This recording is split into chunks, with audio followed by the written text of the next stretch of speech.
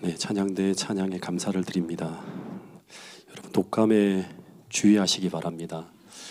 제가 수요일 날 장례식을 마치고 난 이후에 몸이 으시으시해 춥더니 독감에 걸려서 금요일까지 제가 병원에 안 가고 그냥 버티다가 너무 힘들어갖고 이제 우리 집에서 제일 가까운 우리 교회 장로님이 계신 병원이 김수길 장로님 병원인데 거기 가서 주사 한 대 맞고 회복이 좀 많이 되었어요. 그래서 지금 후유증에 조금 시달리고 있는 시간을 지나가고 있는데 그 후에 제 아내가 또 저를 뒤이어서 똑같이 독감에 걸려서 제가 반면교사 삼아서 빨리 병원에 가서 주사 맞고 치료를 받으라고 아무리 말해도 저처럼 안 듣고 버티다가 결국 또 저의 전철을 밟아가고 있습니다.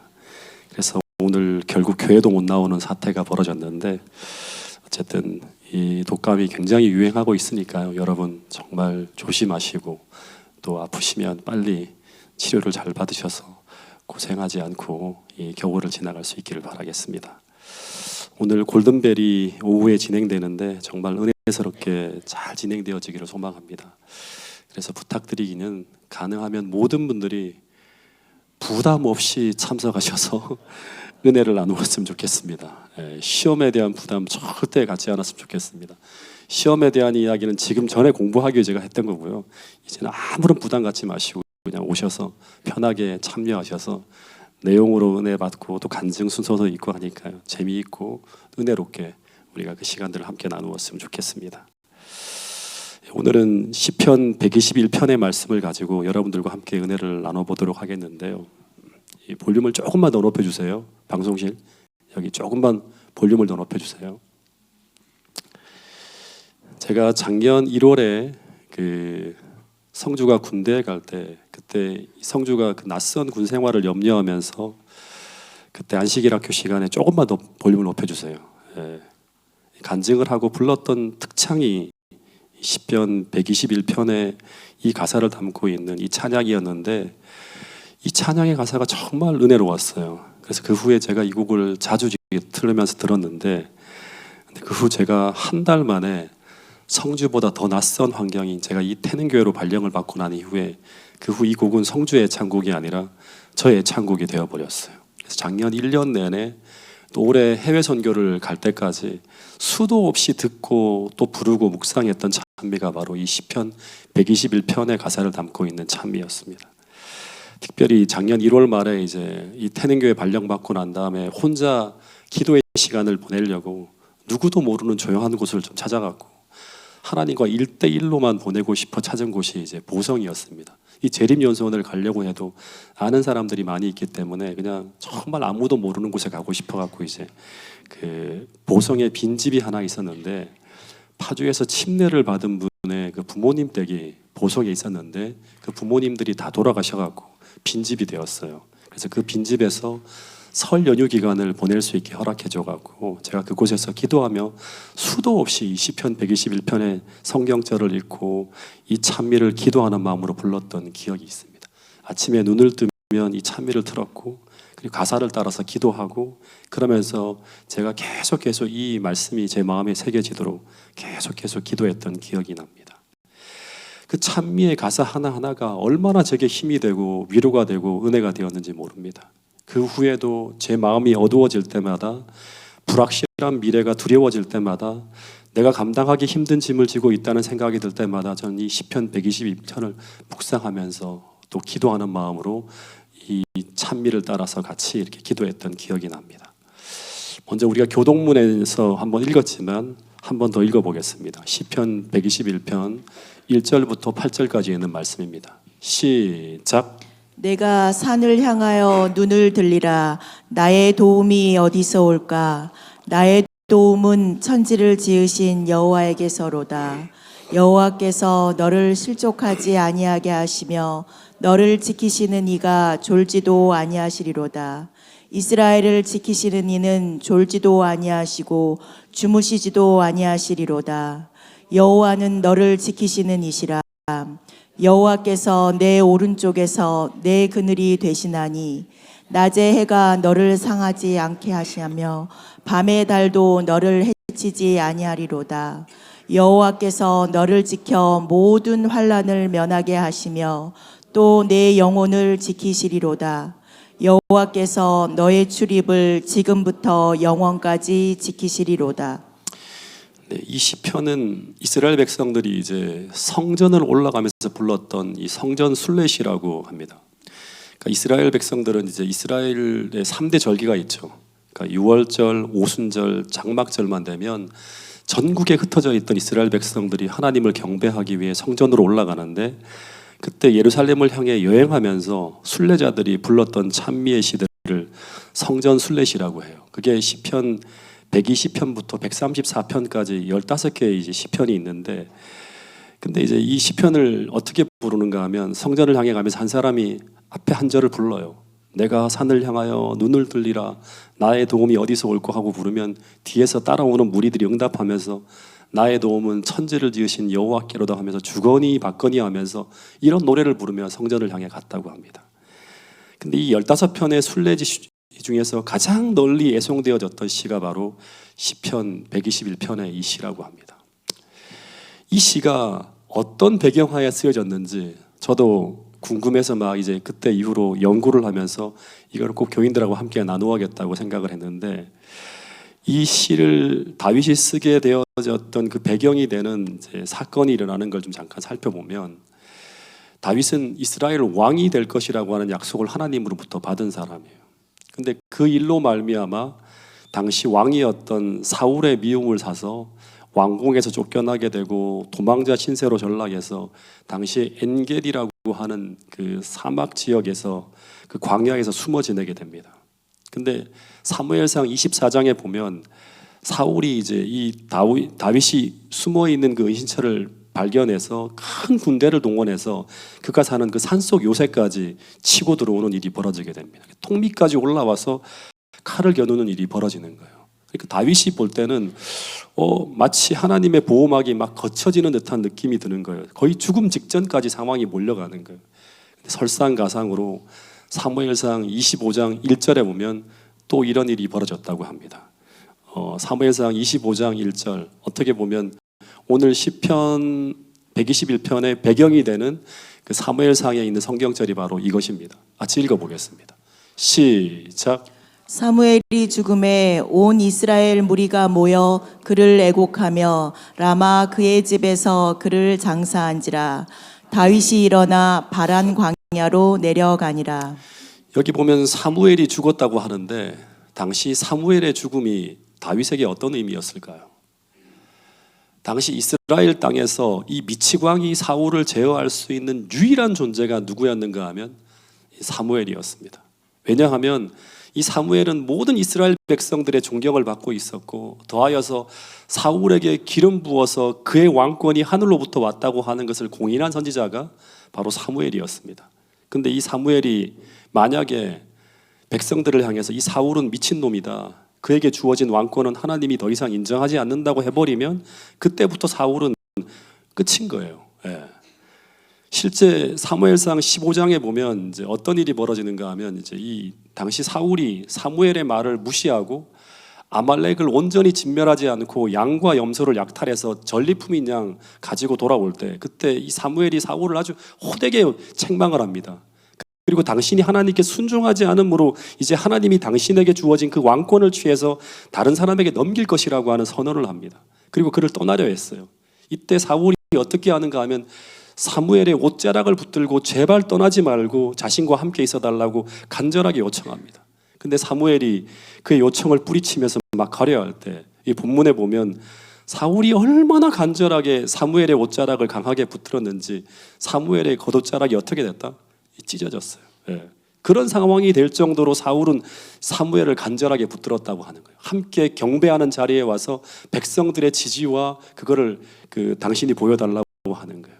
근데 이렇게까지 사울이 사무엘을 강하게 붙든 이유는 사울에게 이 사무엘의 지지는 그만큼 절대적이었기 때문이라고 하는 것입니다. 그래서 이 사무엘은 당시 왕이었던 이 사울을 견제하고 제어할 수 있는 유일한 존재였어요. 근데 본문에 보면 그런 사무엘이 어떻게 되었다?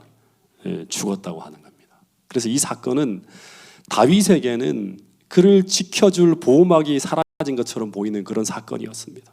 그래서 사무엘상 25장 1절에 보면 다윗은 당시 엔게디 광야에 머물고 있었는데 이 사무엘이 죽었다는 소식이 들려올 때 그는 그가 머물고 있는 그 유대 땅 엔게디 사막이 더 이상 안전하지 않다는 생각을 하게 됩니다. 그러면서 어디로 간다? 이 바란 광야로 내려갔다고 하는 거예요. 예. 이 바란 광야는 어디인가 하면 시나이 반도 중앙에 위치한 아주 광활한 사막이에요. 그 출애굽 당시 이스라엘 백성들이 가나안에 들어가기 직전 12정탐꾼을 보냈던 이 가데스 바니아라고 하는 곳도 바란 광야입니다. 예. 근데 이 광야가 너무나 넓고 광활한 광야라고 해서 신명기 1장 19절에서 모세는 이 바란 광야를 크고 두려운 광야라고 표현하기도 합니다. 그리고 이 바란 광야라고 할 때 이 바란이라고 하는 단어는 히브리어로 미드바르라고 하는 단어를 쓰는데 굴이 많은 장소라고 하는 그런 의미라고 합니다. 그래서 이 바란 광야는 굴이 많고 광활한 사막이 펼쳐진 천혜의 요새가 많은 그런 곳이 바로 바란 광야였어요. 그래서 이 바란 광야는 사울이 큰 군사를 동원해서 내려올 수 없는 그런 곳이었습니다. 거기까지 내려간 거예요. 그래서 그곳은 사울의 공격으로부터는 비교적 안전한 장소였습니다. 그러나 이 바란 광야에서는 무슨 문제가 있는가 하면 수많은 이 도적대들, 약탈로 살아가는 수많은 종족들이 살고 있는 어떻게 보면 도적대들의 소굴과 같은 곳이 바로 이 바란 광야였다고 합니다. 엔게디에서는 사울의 그 두려움을 피했다고 하면 여기서는 그런 또 두려움을 맞서게 되는 거예요. 그래서 어떻게 보면 엔게디보다 더 위험한 장소가 바로 이 바란 광야가 될 수도 있었어요. 그래서 이 다윗이 그런 불안한 마음을 가지고 이제 새로운 은신처를 찾아가면서 쓴 시가 바로 시편 121편이라고 합니다. 부조와 선지자 664페이지에 있는 기록인데요. 한번 읽어보겠습니다. 시작. 다윗은 사무엘의 장례식에 참석할 수 없었으나 그는 충실한 아들이 헌신적인 아버지를 위하여 깊고도 애절하게 슬퍼하는 것처럼 사무엘을 위하여 슬퍼하였다.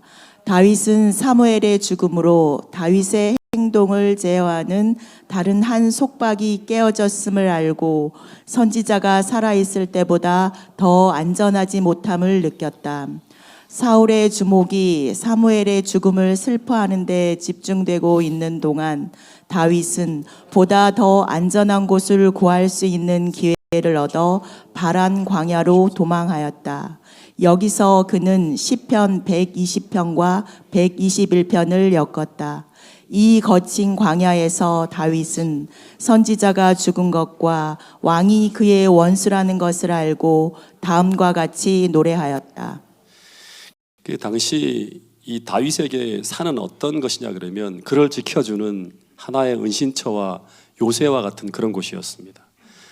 실제로 이제 엔게디 산속 요새는 이제 제가 이게 저는 성지순례를 가보지 못해서 다 책으로만 보는데 이렇게 안에서는 밖을 조망할 수 있어도 밖에서는 안을 볼 수 없는 천혜의 요소가 바로 이제 엔게디 그 광야라고 합니다. 또 물이 넉넉해가지고 머물기에 좋은 환경이었다고 합니다. 그래서 이제 유대 사막의 끝지점이 바로 엔게디 그 이 광야라고 하는데, 근데 이 엔게디 산속 요새가 천의 요새인데 누구에게 발각되었다? 이 다윗의 사울에게 발각이 되었기 때문에 그는 보다 더 안전한 산속 요새를 찾아야 돼요. 그래서 그 엔게디 산들을 떠나서 바란 광야로 쭉 달려가는데 그 주변에 있는 산들을 쭉 바라보면서 그러면서 다윗이 속으로 이런 질문을 던졌을 거예요. 어떤 질문을 던졌는가 하면 내가 산을 향하여 눈을 들리라. 나의 도움이 어디서 올꼬? 라는 질문을 던집니다.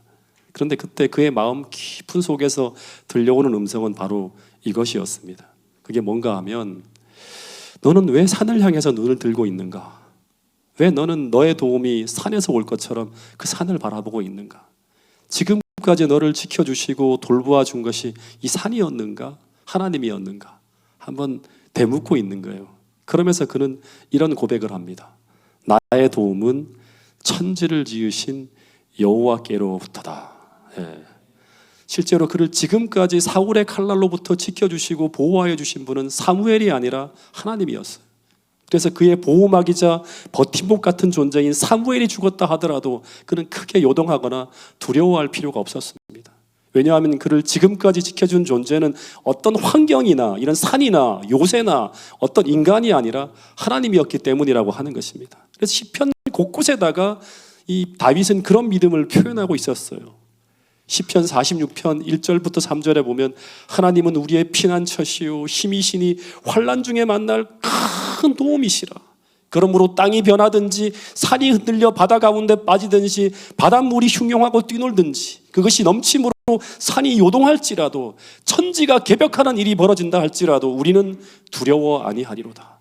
왜냐하면 하나님이 우리의 피난처요 힘이시요 환난 중에 만날 큰 도움이시기 때문이라고 하는 것입니다.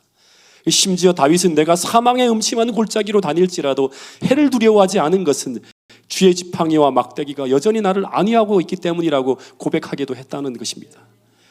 그런데 그런 믿음으로 그 어떤 환경 속에서도 요동하지 않고 살아갈 수 있음을 믿음으로 고백했던 이 다윗이 갑자기 사울이 턱밑까지 그를 죽이기 위해 올라오고 더하여 사무엘이라고 하는 버팀목이 사라질 때 그는 감당할 수 없는 큰 환경의 변화가 일어나면서 순간적으로 이 보이지 않는 분의 돌보심에 대한 믿음이 흔들렸고 그러면서 그는 이 불안한 마음으로 어디로 간다? 이 유대 광야를 떠나서 바란 광야로 들어가게 되었다고 하는 것입니다. 근데 그때 하나님은 이 시편 121편에서 정말 주옥 같은 영감의 말씀으로 그의 마음을 되돌려 놓으려고 하고 계셨고 더하여서 하나님의 섬세한 보살핌과 돌보심을 이렇게 고백하게 하셨습니다. 3절 4절 말씀을 한번 읽어보겠는데요. 자, 시편 121편 3절 4절 한번 읽어보겠습니다. 시작. 여호와께서 아니하게 하여 너를 지키시는 이가 졸지 아니하시리로다. 이스라엘을 지키시는 이는 졸지도 아니하시고 주무시지도 아니하시리로다. 이 졸지도 않고 주무시지도 않는다고 하는 이 표현은 이 당시에 다윗이 수많은 도적대들이 우글거리는 그 이 바란 광야로 떠나가고 있었어요. 더하여서 지금까지 사울이 밤낮으로 그를 죽이려고 혈안이 되어 있는 매 순간을 지금 보내고 있어요. 어떻게 보면 사방이 전부 다 자신의 생명을 노리는 무리들로 가득 차 있는 그런 환경을 지나가고 있었어요. 근데 본문에 보면 하나님은 어떻게 하신다? 그런 다윗을 지키기 위해서 망루에 서서 모든 외부로부터 오는 모든 위험을 경계하고 있는 파수꾼으로 서 계신 분이 바로 누구다? 하나님이라고 그렇게 표현하고 있는 것입니다. 그래서 그를 지키고 보호하시는 그 하나님의 경계는 결코 피곤하지 않으시고 그의 자녀들에 대한 보살핌에는 단 한순간도 눈을 떼지 않으실 것이라고 이 성경 본문을 통해서 표현하고 있는 것입니다. 즉 단 한순간도 졸지도 아니하고 주무시지도 아니하시는 그 하나님의 관심과 보살핌이 지금 그 순간에도 다윗에게 계속되어지고 있다고 말씀하고 있는 것입니다. 그런데 이것이 하나님으로부터 받은 이 음성이 다윗에게 얼마나 큰 용기가 되었을까? 저는 생각해봐도 참 은혜로운 그런 말씀이란 생각이 들었습니다. 그 형편 속에서 생각해볼 때 그 성주가 1살 때였을 겁니다. 아직 태어나서 일어나지도 못하고 기어다닐 때였는데 태어난 지 얼마 안 돼서 처음으로 교회를 데리고 갔는데 당시 이제 의정부 교회 3층에 있는 자무방에 이제 처음으로 이제 성주 엄마하고 성주가 이제 같이 들어가게 되었어요. 근데 자무방 3층에서 저는 이제 3층에 보면 이렇게 자무방이 있고 그 옆에 이렇게 이제 예배 드릴 수 있는 공간이 있었는데 거기에 저는 같이 들어가지는 못하고 그 옆에서 이렇게 이제 예배를 드렸는데 3층 자무방에 유리로 되어 있어서 그 내부를 다 볼 수 있었어요. 근데 이제 그 어린 성주가 어떻게 지내는지 그 어린 것이 낯선 자무반에서 어떻게 안전하게 잘 지내는지 계속 염려가 되는 거예요. 근데 거기에 그 자무반에 제가 항상 좀 신경이 쓰이는 그 꼬마 아기가 있는데 성주보다 1살 더 많은 애죠. 이렇게 2살짜리인 거예요.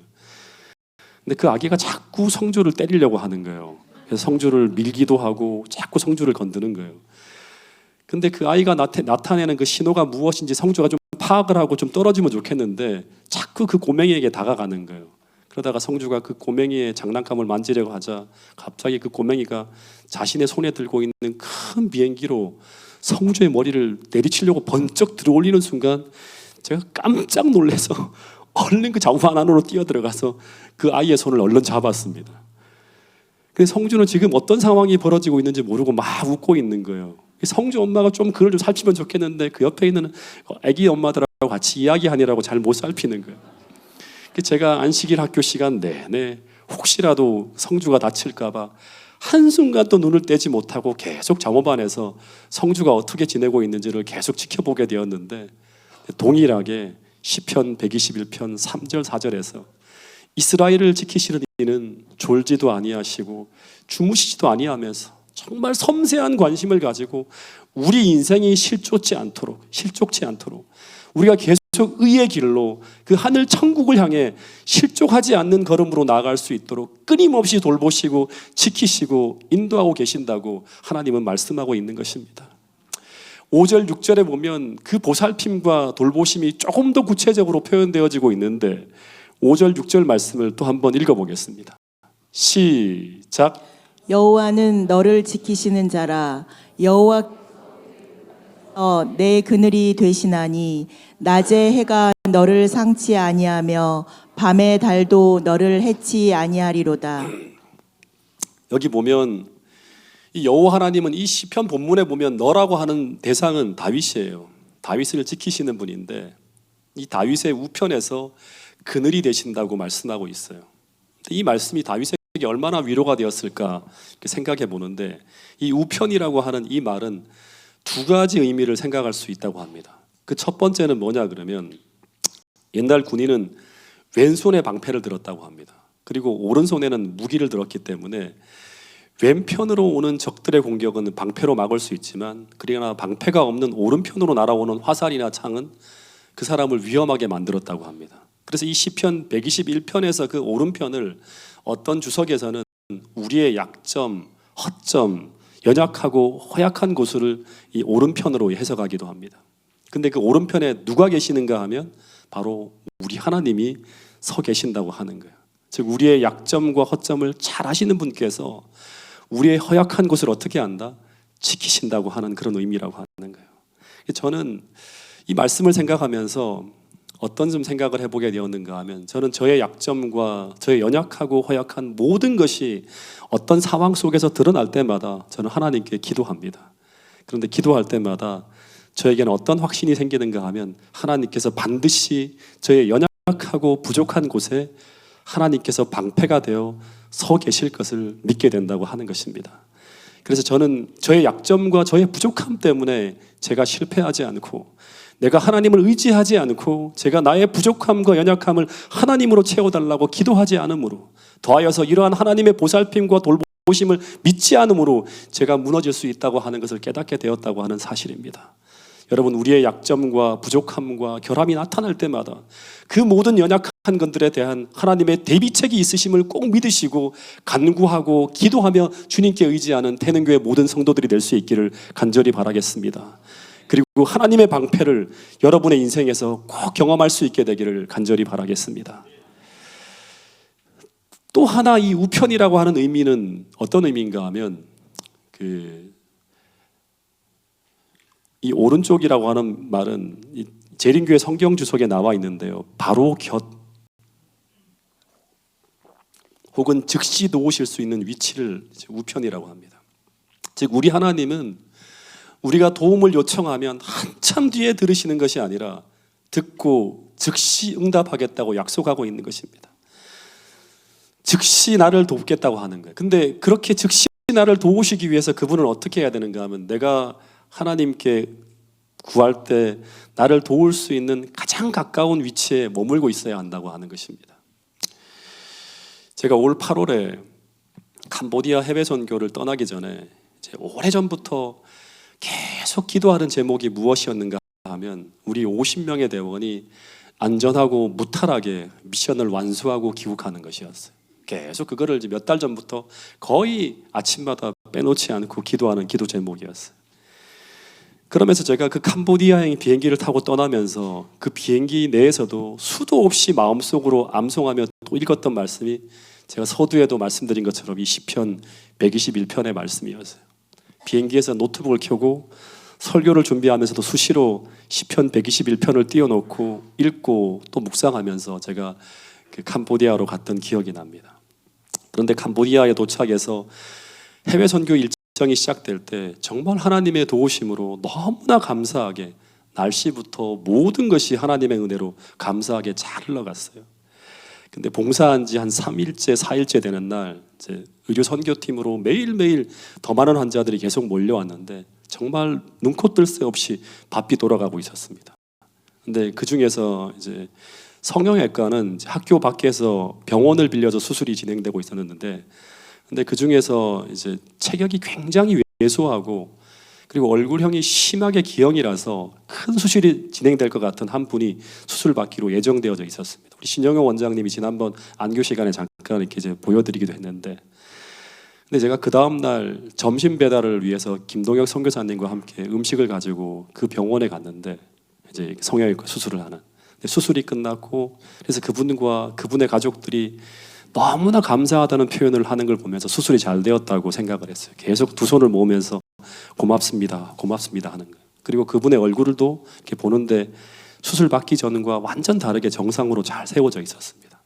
근데 그분이 오후부터 이제 어지러움 증세를 호소하면서 다시 병원을 찾게 되었고, 그리고 구토를 하면서 응급 조치를 받게 되었는데, 근데 그 응급 조치가 끝난 후에 이제 돌아가도 괜찮겠다고 했는데, 근데 그분들이 너무나 불안해해서 그날 밤 의료진들과 함께 그 밤을 새우기를 원했어요.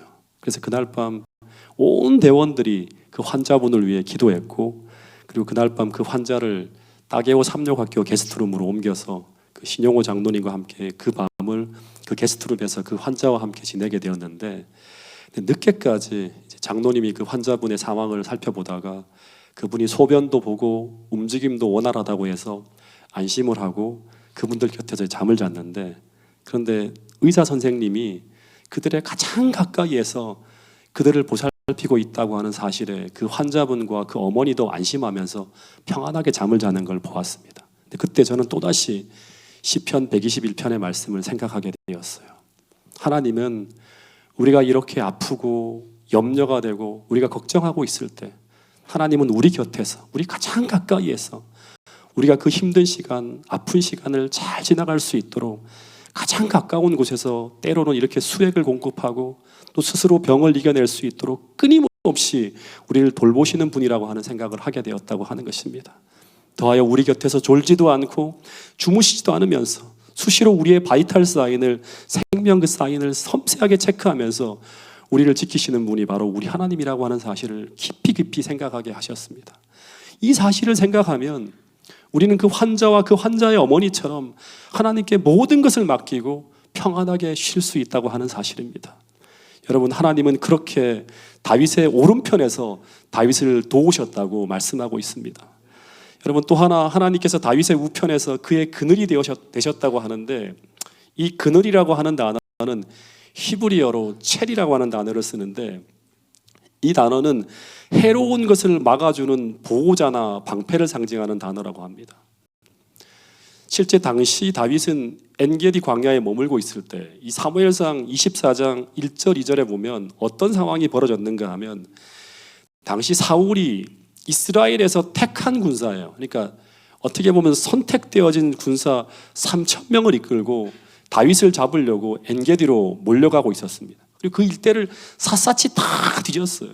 근데 그때 다윗은 그 첩보를 접하고 밤새 잠을 자지 않고 사울의 군대의 추격을 대비하며 기다리고 있다가 이 사울의 옷자락을 살짝 베기도 하고 나중에는 사울의 물병을 취하기도 하면서 내가 당신을 죽일 수도 있었지만 살려주었다고 하면서 모든 공격을 다 방어해냅니다. 근데 이것이 다윗의 지혜와 능력으로 행한 일이었나요? 그 3,000명의 군사들이 엔게디 광야를 샅샅이 뒤질 때 그들의 눈을 피해서 숨을 수 있었던 것이 다윗의 지혜와 능력이었을까요? 그렇지 않고 시편 121편의 그 영감의 말씀을 통해 보면 하나님께서 졸지도 않고 주무시지도 않는 보살핌으로 다윗의 인생에 그늘이 되어 주었기 때문이라고 하는 것입니다. 즉 그의 우편에서 보호자와 방패로 서 계셨기 때문에 다윗이 그 위험한 순간마다 평안하게 지나갈 수 있었다고 성경은 말씀하고 있습니다. 여러분, 이 그늘이라고 하는 이 표현은 어디서 나오는 그 표현인가 하면 출애굽기의 역사적 사건을 이렇게 이제 인용하면서 인용되어진 문구이기도 하는데, 출애굽기를 보면 이스라엘 백성들이 광야 길을 걸어갈 때 그들에게 제일 힘든 것은 무엇인가 하면 강렬한 햇볕이라고 합니다. 이 햇볕을 피하지 못하면 몇 시간을 버티지 못하고 다 죽습니다. 실제 제가 여기 사진에 보면 2018년도에 미국 서부 지역에 이 모래 사막을 걸어본 적이 있습니다. 그레이스 샌듄이라고 하는 모래 언덕, 아주 큰 모래 언덕이라고 하는 그 모래 언덕을 2시간 정도 걸었는데, 근데 그곳에 저는 그곳을 걸어갈 때 한 5분마다 물을 먹지 않으면 버틸 수 없는 너무 큰 뜨거움과 강한 갈증을 느끼면서 그 사막길을 걸은 적이 있습니다. 근데 놀라운 것은 그런 사막이어도 그늘에 탁 들어오면 얼마나 시원한지 몰라요. 그래서 제가 그 서부 지역을 여행할 때 어디를 가나 계속 그늘을 찾아다녔던 기억이 납니다. 사막에서 그늘은 쉼과 생존의 필수적인 것이었습니다. 근데 하나님은 이스라엘 백성들이 걸어가는 그 모든 곳에 구름으로 해를 가려주셨다고 합니다. 즉 이스라엘 백성들이 광야를 지나갈 때 그들은 단 한 번도 뜨거운 햇볕 아래 머문 적이 없었다고 하는 것입니다. 왜냐하면 하나님은 그들이 걸어가는 모든 길에서 그들의 햇볕을 구름으로 가려주셨기 때문입니다. 근데 이 사실이 얼마나 감사한 일인지 저는 그 사막길을 걸으면서 느꼈습니다. 마찬가지로 하나님은 지금 우리가 살아가는 이 세상에서도 우리의 우편에서 우리의 그늘이 되어주신다고 말씀하고 있습니다. 우리 인생이 끝날 때까지 하나님은 우리를 떠나지 아니하시고 우리의 보호자와 우리의 방패가 되어서 언제나 우리의 인생의 우편에서 우리와 함께 동행해 주실 것을 약속하고 있습니다. 시편 48편 14절에 보면 이런 말씀이 있습니다. 같이 한번 읽어보겠습니다. 시작. 이 하나님은 영영이 우리 하나님이시니 우리를 죽을 때까지 인도하시리로다. 이 하나님은 영영이 우리 하나님이시니 우리를 죽을 때까지 어디로 인도하신다? 의의 길로 인도하신다고 하는 거예요. 그래서 오늘도 우리 삶에 수많은 불편한 일들이 벌어지고 예상치 못한 당황스러운 일들이 벌어지고 있어도 우리는 끊임없이 기억하고 믿어야 됩니다. 지금 이 순간에도 하나님의 보호하심과 돌보심의 그늘이 우리 인생에서 떠나지 않고 끊임없이 펼쳐지고 있음을 믿어야 한다고 하는 것입니다. 그래서 구해야 되고 의지해야 되고 하나님의 은혜로 우리는 하늘을 향해 전진해야 된다고 하는 사실입니다. 그래서 우리가 지금은 다 알지 못하고 다 보지 못하지만 그러나 우리는 미래에 우리가 하늘에 도착했을 때 우리는 이 땅에서 상상할 수 없는 하나님의 큰 보호와 돌보심 속에서 그 시간들을 지나갔음을 확인할 수도 있을 것이라고 하는 거예요. 신명기의 표현을 그대로 빌리면 심지어 그들이 40년 동안 광야 길을 걸어갈 때 너무너무 힘든 순간들이 있었지만 그때 심지어 마치 하나님께서 우리를 품에 안으시면서 그 큰 고통 속을 지나갔음을 그들은 기억해야 된다고 말씀하고 있는 것입니다. 그래서 어쩌면 그 위대한 보호와 돌보심이 있었기 때문에 오늘도 우리는 무너지지 않고 그 어려운 순간들을 고비고비마다 잘 버티며 이 길을 걸어가고 있다고 하는 사실을 우리 모두가 믿을 수 있게 되기를 간절히 바라겠습니다. 2024년도에 경제를 전망하는 한 권의 책이 나왔는데요. 제가 다 읽어보지는 못했습니다. 그 책의 내용이 스태그플레이션을 예상하는 내용이 나옵니다. 이 김광석 교수라고 하는 사람이 쓴 책인데 이분이 2024년 경제적인 겨울, 즉 스태그플레이션이 다가오고 있다고 경고하는 그런 내용의 글을 적어놓은 것을 보게 되었습니다. 이 스태그플레이션이라고 하는 말은 뭔가 하면 고물가와 저성장이 동시에 발생하는 현상을 말하는데 근데 이 책을 보면 이게 우리나라 말이 아니라 지금 전 세계적으로 고물가, 고금리, 저성장 이게 고착화되어지는 뉴 레짐 시대를 진입하고 있다고 하는 그런 내용이 나옵니다. 그래서 세계 경제가 큰 성장의 어려움을 겪게 될 것이라고 전망하고 있습니다. 더하여서 이 세계 경제 엔진이라고 하는 중국의 이제 저성장이 고착화 될 것이라고 예상하면서 심지어 어떤 이 기사를 보니까 내년에 중국이 디플레이션으로 들어갈 수도 있다고 하는 그런 기사도 제가 보게 되었습니다. 그러면서 이 책에서는 어떤 얘기를 하는가 하면 이 중국의 부동산 시장의 불안정은 전 세계 금융위기의 그림자를 드리고 있다고 하는 그런 이야기도 나옵니다. 근데 이런 이제 기사를 보면서 2024년 또 하나 세계를 전망하는 책을 한 권을 제가 보게 되었는데 근데 이 책 속에서도 수많은 내용들이 미래의 불안정한 요소들을 경고하고 있는 내용들이 쭉 나옵니다. 근데 그 중에 제 눈에 쏙 하나 들어온 게 뭔가 하면 내년에 지금 이제 미국 대선에서 트럼프 대통령이 30% 이상의 지지를 받고 있는데 그래서 현 미국 대통령인 바이든을 이기고 대통령이 될 수도 있다고 하는 예측이 나옵니다. 그러면 이 트럼프라고 하는 사람은 자국 우선주의를 표방하면서 또다시 전 세계 역학관계에 큰 변화를 일으킬 수 있다고 하는 거예요.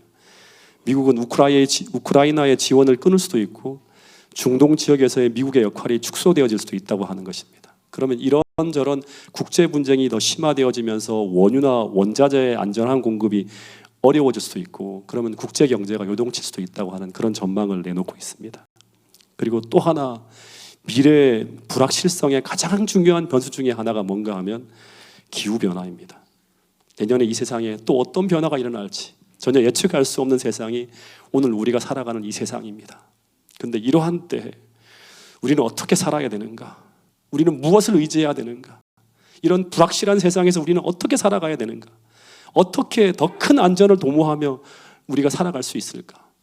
더 큰 안전을 도모하기 위해서 우리는 무엇을 해야 될까? 시편 121편 마지막 절에 다윗은 이런 말씀으로 시편 121편을 마무리하고 있습니다. 같이 한번 읽어보겠습니다. 시작. 여호와께서 너를 지켜 모든 환난을 면케하시며 또 내 영혼을 지키시리로다. 여호와께서 너의 출입을 지금부터 영원까지 지키시리로다. 여호와께서 너를 지켜 모든 환난을 면케하시며 내 영혼을 지키신다고 하는 것입니다. 우리의 걸음이 하늘까지 안전하게 들어갈 수 있도록 하나님께서 끊임없이 우리를 돌보신다고 하는 것입니다. 여러분, 우리는 불안정한 미래를 대비해서 뭐를 들죠? 뭐를 들죠? 보험을 들게 됩니다. 생명보험, 무슨 암보험, 재해보험, 질병보험 등 수많은 보험을 들어서 불확실한 미래를 대비합니다. 근데 평생 9천여 편의 찬송시를 지은 아주 눈이 이제 맹인 찬송 여류 작가인 이 크로스비 여사가 1873년에 어느 날 이제 미국에서 가장 많은 사원을 고용하고 있는 보험회사 사장집을 방문하게 되었다고 합니다. 그때 그 사장 부인이 넵 여사인데 여기 보면 작사자가 넵이로 되어 있습니다. 이 넵 여사가 자기가 작곡한 곡을 작곡이죠. 예. 작곡가가 넵 여사인데 자기가 작곡한 곡을 감명 깊게 연주하면서 이 곡에 맞는 찬송시를 하나 써달라고 요청을 합니다. 근데 묵묵히 듣고 있던 이 크로스비 그 여사가 당신의 남편은 미국 굴지의 보험회사 사장으로 이 보험을 취급하고 있다죠. 그러니까 인슈어런스를 취급하고 있다죠 하면서 그러나 하늘에 계신 나의 아버지는 가장 확실한 보증, 이 어슈어런스를 취급하고 있답니다 하면서 그리고 나서 그가 쓴 찬송시가 바로 그 유명한 우리가 자주 부르는 예수로 나의 구주 삼고라고 하는 찬송이었다고 합니다. 여러분, 이 시편 121편의 찬양의 시는 우리의 가장 확실한 보험으로 보험보다 더 강력한 보증으로 예수를 우리의 구주로 삼고 살라고 하는 메시지를 전하고 있습니다. 그러면 그분께서 우리를 지켜 모든 환난을 면하게 하시며 우리 영혼을 지키실 것이라고 합니다. 언제까지? 지금부터 영원까지. 우리가 안전하게 하늘에 도착할 때까지 끊임없이 우리를 의의 길로 이끌어갈 것이라고 말씀하고 있습니다. 그 하나님을 여러분의 개인의 구주로 모시고 이 불확실한 세상을 가장 편안하게 지나갈 수 있는 믿음의 용사들이 태능교회 모든 성도들이 될 수 있기를 간절히 바라면서 오늘 말씀을 줄이도록 하겠습니다. 아멘.